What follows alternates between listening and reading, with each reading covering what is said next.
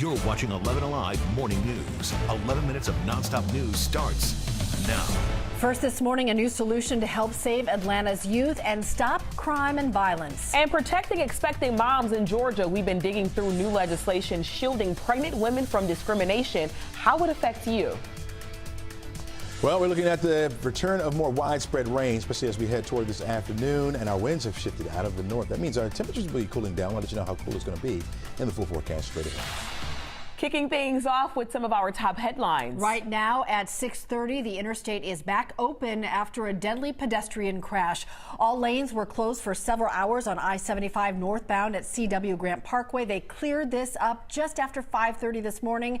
At 6:48 now, drivers are getting through. Police tell us a woman was hit and killed in the middle of the interstate. And refund payments are one step closer to your bank account this morning. The Georgia House passing Governor Kemp's proposal. It would send $250 back to single tax filers, $375 to single filers with dependents, and $500 to married couples. Now the measure moves to the Senate. Later today, we will hear more from Ahmaud Arbery's mother about new efforts to honor his life. Wanda Cooper Jones will be part of a community conversation just a day after the 3-year anniversary of her son's death. Tonight, the Atlanta Track Club will share details about a new event and ongoing partnership with the Ahmaud Arbery Foundation. Right now, the conversation about solutions to teen gun violence continues. Just this week alone, there have been multiple shootings involving our youth. Molly Oak has a look at the latest efforts. A pastor now says most of his funerals are for children, victims of violent crimes in our area. Along with Pastor L.C. Wheat, we talked with Jay Hall of Union City and Kevin Jones of Clayton County. They have a new mission they call Operation Push 2. The goal, intervene in kids' lives before they are lost to violent crime and gangs. We're rebuilding the village. We trying to get enough people together that everybody can help everybody. So when you need help, you got kids. Send your kid, bring your kids down. See what we can do. In a couple of weeks, they'll announce their kickoff events. Their plan includes recruiting mentors for kids and going into schools to tell their stories of failure and redemption. Back to you all. Molly, thank you. And in just a few hours, a new outreach center opens. It has a holistic approach. Families say it could be a game changer. There will be 12 nonprofits serving kids in one place, the east wing of the First Iconium Baptist Church in Southeast Atlanta. The goal is to give kids a one-stop support network. Atlanta's mayor and the governor's office will be at this morning's ribbon cutting. And that was a look at your Friday morning headlines. Heading out for the weekend, Chelsea. Good morning. Good morning to you. Yeah, payday Friday, and you'll need it to buy yourself a coat. No, I'm kidding. A front is coming through our area, and it will knock our temperatures down, but not that low. Now, keep in mind, we should be around 60 degrees this time of year. We'll stay above that right on through the weekend, but it will be noticeably cooler than where we have been. Here's a better look at that front now. You can see the leading edge of it with a few sprinkles. In fact, that's all we have left over. This is over into Douglas County here, right along I-20. You see where we have light rain coming down. Sprinkles at best, folks. That's it. And that's fading away. We talked about this when it was up here toward Dallas, making its way down toward Douglasville, and it has made it toward you. And so you're seeing just a few raindrops right now. 70 degrees will be our temperature by noon under mostly cloudy skies. A little more likely to see more widespread rain once we get toward the afternoon by 3 o'clock, 4 o'clock this evening. So driving home, you may be dodging a few more raindrops. 73 degrees will be the afternoon high. We'll drop back down to 68.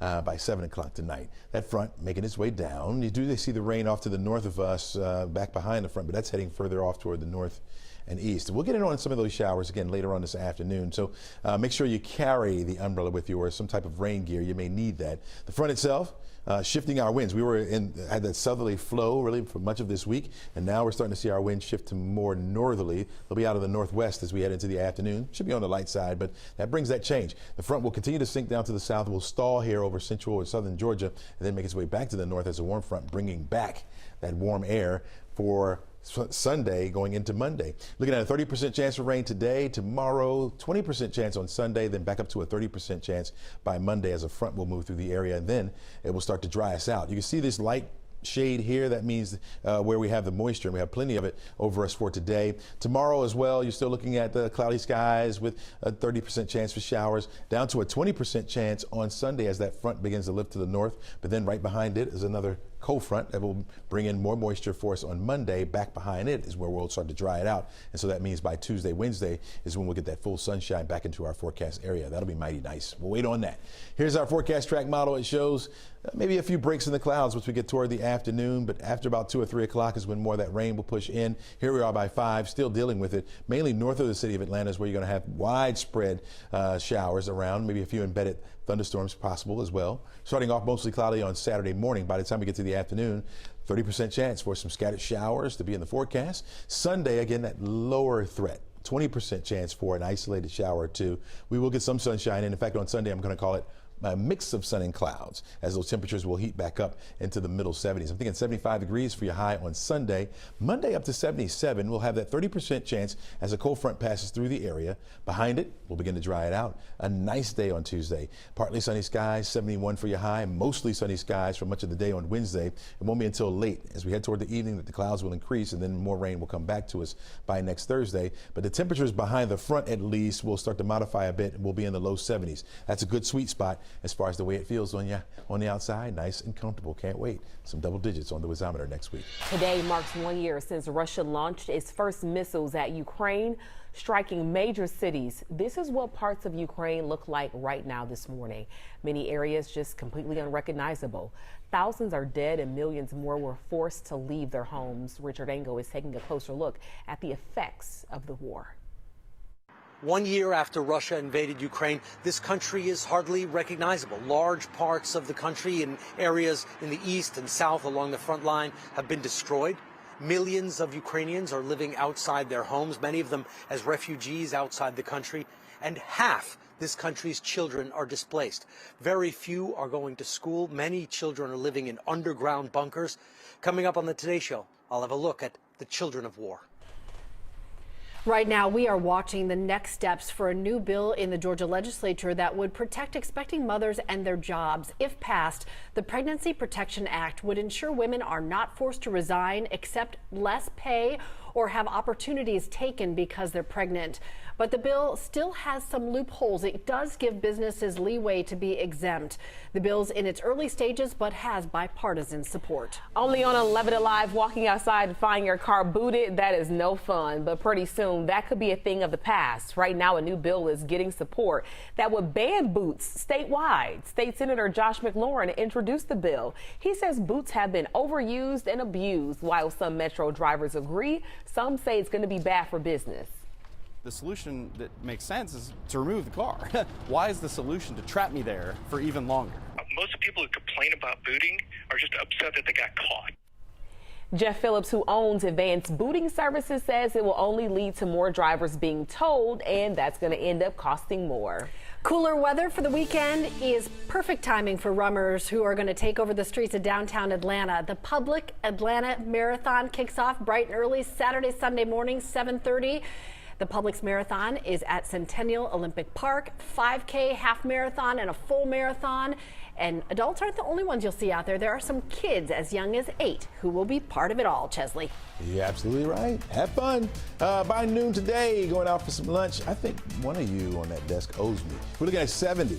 Will be our temperature by noon, on our way to 73 degrees for an afternoon high. Not as warm as we have been experiencing. Plus, we'll have a few scattered showers around the forecast area. By 6 o'clock, I think we're still dealing with those showers driving home. Temperatures right around 68 degrees. Yep, and we'll see only 68 for a high on Saturday. Those temperatures will rebound as we head into the latter half of the weekend, Sunday, and into next week. Tonight, tip-off is at 7:30 against Cleveland for the Hawks. It coincides with the 5th annual HBCU night presented by Chase, a night to celebrate the academic excellence and culture of the more than 100 historically black colleges and universities.